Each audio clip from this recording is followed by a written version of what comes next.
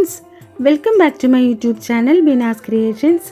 ഇന്ന് കഫക്കെട്ടിനും ചുമയ്ക്കും കഴിക്കാൻ പറ്റിയ ഒരു മരുന്ന് ഞാൻ പരിചയപ്പെടുത്താം. നമ്മുടെ അടുക്കളയിലുള്ള സാധനങ്ങൾ വെച്ച് നമുക്കിത് തയ്യാറാക്കാൻ പറ്റും. പ്രത്യേകിച്ച് ഇപ്പോൾ ഇതിനകത്ത് ചേർക്കുന്നത് തുളസിയില മാത്രമാണ്. കുട്ടികൾക്കും മുതിർന്നവർക്കും എല്ലാവർക്കും കഴിക്കാൻ പറ്റിയ ഒരു നാടൻ മരുന്നാണിത്.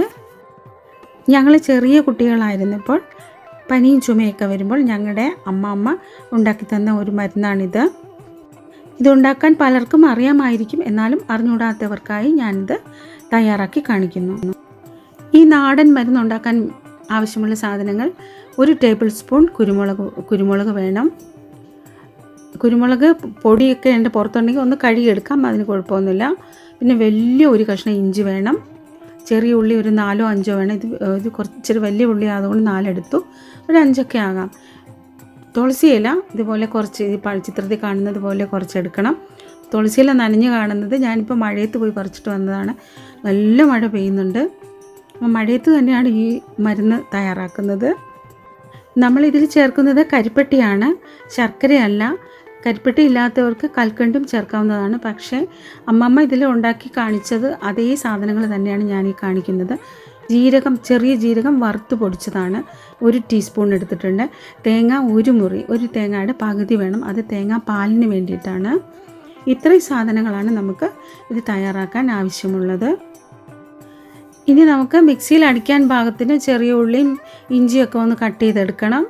ഇത് തേങ്ങാപ്പാൽ 1-ാം പാൽ 2-ാം പാൽ അങ്ങനെ ഒന്നും വേണ്ട. നല്ല കുറുകിയ പാൽ 1 കപ്പ് പാലെടുത്താൽ മതി. ഇഞ്ചിയും ചെറിയ ഉള്ളിയൊക്കെ ഒന്ന് മിക്സിയിൽ അരയ്ക്കാൻ പാകത്തിന് ഒന്ന് കട്ട് ചെയ്തിട്ടുണ്ട്.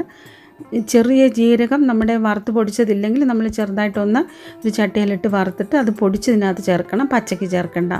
വറുത്ത ജീരകമാണ് നല്ലത്. ഇത് കരിപ്പെട്ടി ഒന്ന് പൊട്ടിച്ചെടുത്തിട്ടുണ്ട്.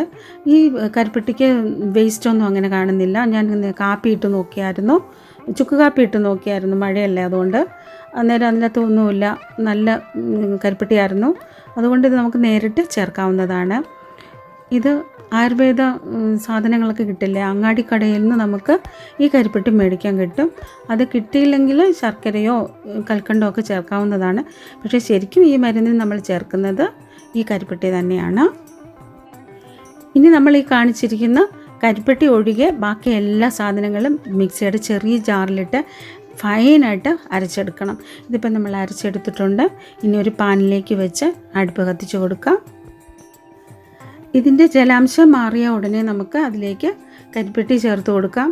വെള്ളം നമുക്ക് അരയ്ക്കാൻ നേരത്ത് ഒട്ടും ഇല്ലയെന്നുണ്ടെങ്കിൽ മാത്രം 1 ടേബിൾ സ്പൂൺ വെള്ളം ചേർത്തിട്ട് നന്നായിട്ട് അരച്ചെടുക്കണം. ശരിക്കും ഇതിനകത്ത് വെള്ളം ചേർക്കേണ്ട കാര്യമില്ല. ആ ചെറിയ ഉള്ളിയുടെയും ഇഞ്ചിയുടെ ഒക്കെ നീര് കൊണ്ട് അത് നല്ലതായിട്ട് അരിഞ്ഞു വന്നോളും. ഇലയും എല്ലാം കൂടി അരിഞ്ഞു വന്നോളും. ഞാൻ ഇതിനകത്ത് വെള്ളമൊന്നും ചേർത്തിട്ടില്ല. ഇനി നമുക്കതിൻ്റെ കുറച്ച് ഒന്ന് ചൂടായി വരുമ്പോഴത്തേക്ക് നമുക്ക് ഈ കരിപ്പെട്ടി ചേർത്ത് കൊടുക്കാം. ഇനി നന്നായിട്ട് ഇളക്കി യോജിപ്പിച്ച് ഇതെല്ലാം അലിഞ്ഞ് പിന്നെ നമ്മൾ അരച്ച് വെച്ച സാധനവും കരിപ്പെട്ടിയും എല്ലാം കൂടി നല്ലൊരു പേസ്റ്റായിട്ട് വരും. പിന്നെ ഞാൻ ഇതിൻ്റെ കരിപ്പെട്ടിയുടെ അളവ് പറയാത്തത്, നമ്മൾ എടുക്കുന്ന സാധനത്തിന് ഏകദേശം മധുരം എത്ര വേണം നമുക്കറിയാമല്ലോ. അങ്ങനെ ആ ഒരു പാകത്തിന് ഈ കരിപ്പെട്ടി ചേർത്താൽ മതി. കുരുമുളകിന് നല്ല എരിവുണ്ട്. ഇഞ്ചിക്കും കുരുമുളകിനും നല്ല എരിവുണ്ട്. അതാണല്ലോ ഈ മരുന്നിൻ്റെ പ്രത്യേകത. ശരിക്കും ഈ മരുന്ന് നമ്മൾ കഴിക്കുമ്പോൾ നമ്മുടെ കഫക്കെട്ടിനും ചുമയ്ക്കും തൊണ്ടയ്ക്കുള്ള ഒരു അസ്വസ്ഥതയ്ക്കും ഒക്കെ ഒരു നല്ലൊരു ശമനം കിട്ടും. നമ്മൾ ഈ മരുന്ന് തയ്യാറാക്കിക്കൊണ്ടിരിക്കുമ്പോൾ തന്നെ ഭയങ്കര മഴ പെയ്യുവാണ്. കാലാവസ്ഥയുടെ മാറ്റം അനുസരിച്ച് എല്ലായിടത്തും ചുമയും പനിയും ഒക്കെ കേൾക്കുന്നുണ്ട്. ഇതിപ്പോൾ ആ കൂട്ട് നന്നായിട്ട് കുറുകി വന്നിട്ടുണ്ട്. അതിലേക്ക് 1 കപ്പ് തേങ്ങാപ്പാൽ നമ്മൾ ചേർത്തു. ഇനി എല്ലാം കൂടി നന്നായിട്ട് യോജിപ്പിച്ച് ഒന്നുകൂടെ വറ്റിച്ച് കുറുക്കി എടുക്കണം.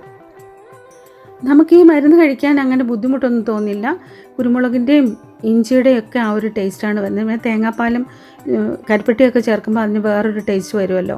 അതുകൊണ്ട് നമുക്ക് കഴിക്കാൻ ഒരു ബുദ്ധിമുട്ടൊന്നുമില്ല. ഇത് നമ്മൾ രാവിലെയും വൈകിട്ടും ഇത് കഴിച്ചാൽ മതി. ഭക്ഷണത്തിന് ശേഷം കഴിക്കണം, നല്ലൊരു ആശ്വാസം കിട്ടും. അങ്ങനെ കഫക്കെട്ടിനും ചുമയ്ക്കും കഴിക്കാൻ പറ്റിയ ഒരു നാടൻ മരുന്ന് തയ്യാറായിട്ടുണ്ട്. എല്ലാവരും ഇത് തയ്യാറാക്കി നോക്കുക.